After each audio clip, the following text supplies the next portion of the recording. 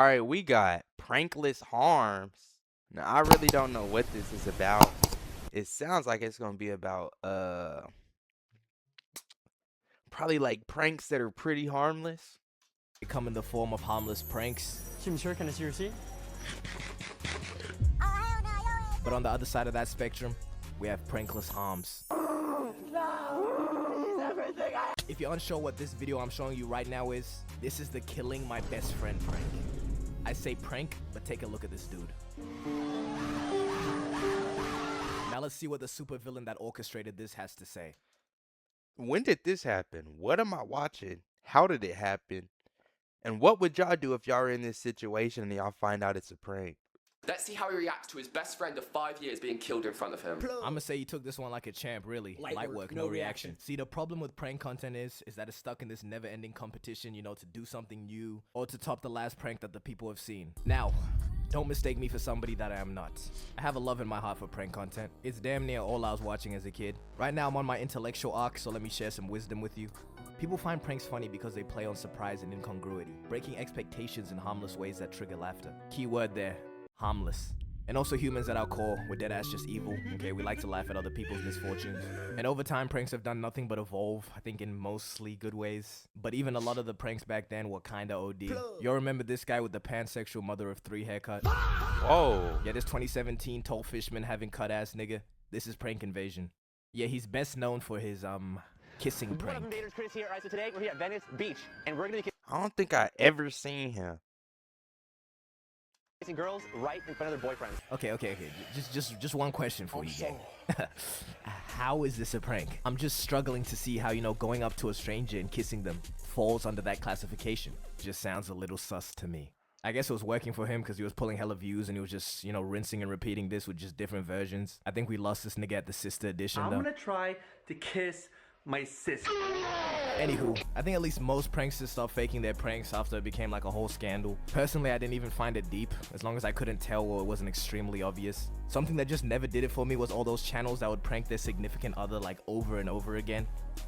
Yeah, it's like, how you gonna keep pranking your same brother over and over again? Like, we know. We know. Oh, shoot, it's mute. My bad, twin. I Blew Up My Kid is a classic prank, though. I'll give it to you. But there was this other channel, Prank vs. Prank, and their whole thing was just boyfriend and girlfriend pranking each other over and over again. They did like 6 or 7 cheating pranks. Bro, when you have a whole prank channel dedicated to you pranking each other, you're gonna live on edge like the whole time. So after the 3rd cheating prank, it's like, bro, your reaction is not going to be genuine. What? 21 cops? Like, these two deadass used to just terrorize each other. Like this prank where he laces up food with a ghost pepper. I think we need to realize just because a camera's on doesn't make something a prank. If you are genuinely just causing somebody harm, that is not a prank. Hey, people get so evil. Hey, let's go slap that boy. Call it a prank. Put it on YouTube. That's not a prank. You just assaulted his face in the worst way. That is not a prank. And there was these 2 kids that decided to do a robbery prank. Oh, how did they go about this prank? Did they use like bananas instead of guns? No, these niggas used real knives. And this went as bad as possible. One kid was shot dead on the spot. Rest in peace though, for real. But broskito, you play stupid games, you win stupid prizes. But you know what prank I really mess with? The screaming prank. This was revolutionary. This is what pranking needs. Because modern day pranking right now is just a whole lot of rage bait. Or straight up just confusing people. I really don't know because I don't really know. It's gonna be like a 4-foot drop because I have a really close home. I have a 14 Pro Max. And the screaming prank was just another one of these. Until we introduced the twisted yet genius prospect of the backup screamer.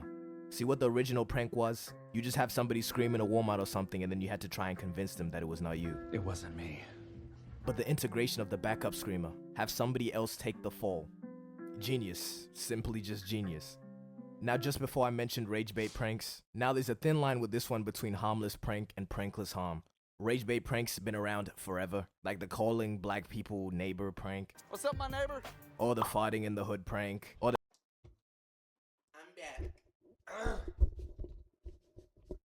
staring at people in the hood prank. Yo, I mess with the aggressively staring at people in the hood prank. Like, those were so funny to me as a kid. Like, I almost did it in real life a couple times, but I wouldn't recommend doing it at home because, yeah, based on where you're located, yeah, if you're in Chicago, no. If you if you're in LA, no. Yeah. Pretty much anything in the hood. Black people are a content farm for pranksters.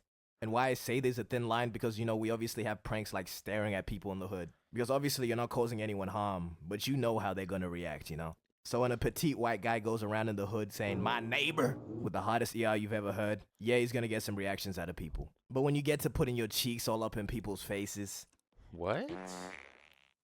even if it's a real fart or not, that's a reasonable crash out.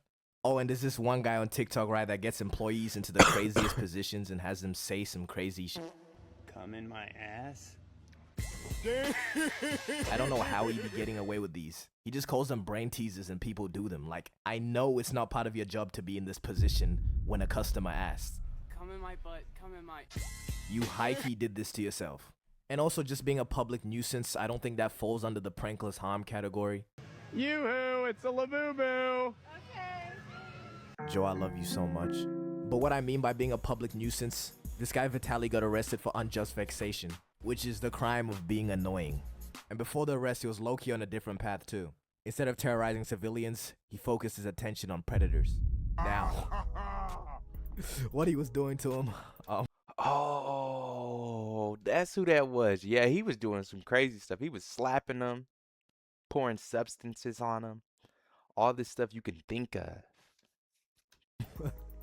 and I high-key can't even be mad about it. If your calling is terrorizing people, you know, these are not bad people to choose. Even Gideon did the same method. A running theory of mine is that people that make prank content genuinely find enjoyment in causing other people misery. And if they're getting backlash for doing it to random people, I mean, why not do it to people less deserving of human rights? It probably does get to a point though. This might be a little bit overdoing it. It's debatable though. But then there's this other kid, Heston James, you've probably heard of him, who's facing 9 years in prison. They have this nigga on 13 charges because of some YouTube pranks. And what's funny is under a Fox News video reporting on this, there's like a bunch of middle-aged people just flaming this nigga. God, what did he do to get 9 years? Influencers just a... Duck said, influencer is just a euphemism for malignant narcissist. What does that even mean? First thing, dumbass, he's not an influencer, so fuck, everything you just said doesn't mean shit. This guy Arthur said, ban TikTok, arrest these clowns, make them pay restitutions to the companies they've affected. Bitch, shut the fuck up. Side boo you, bitch. What do they think happens after a teenager pretends to be a mechanic at a shop? The whole business just goes into ruins? Maybe 10 minutes of their time was taken up. That's being generous too. And I'm not saying it doesn't affect these people at all. Obviously, this shit is probably annoying as hell. I'm just saying it's not that serious, okay? Multiple criminal charges over this. Who we should be prosecuting is them fuck-ass niggas from 2016 who dressed as killer clowns and terrorized the youth. In 2016, I was only a baby. But there was genuinely a stretch of time where I didn't feel comfortable going outside. Damn, I'm really out here being the prank police. But I deadass think a lot of quote-unquote pranks are just acts of terrorism. Okay, maybe I dragged that a little bit. Except for the fake bum prank. I mess with this prank too. This prank is like, you just love seeing people in genuine terror, just running for their lives. That one definitely fits. Correct me if I'm wrong, but what pranks are meant to be is tricking someone into getting a reaction that applies to a situation that isn't how it seems, you know what I mean? So if you were to say, oh look, there's a camera over there, they'll just be cool about it. And not genuinely bringing someone to a point where their veins are protruding out of their forehead.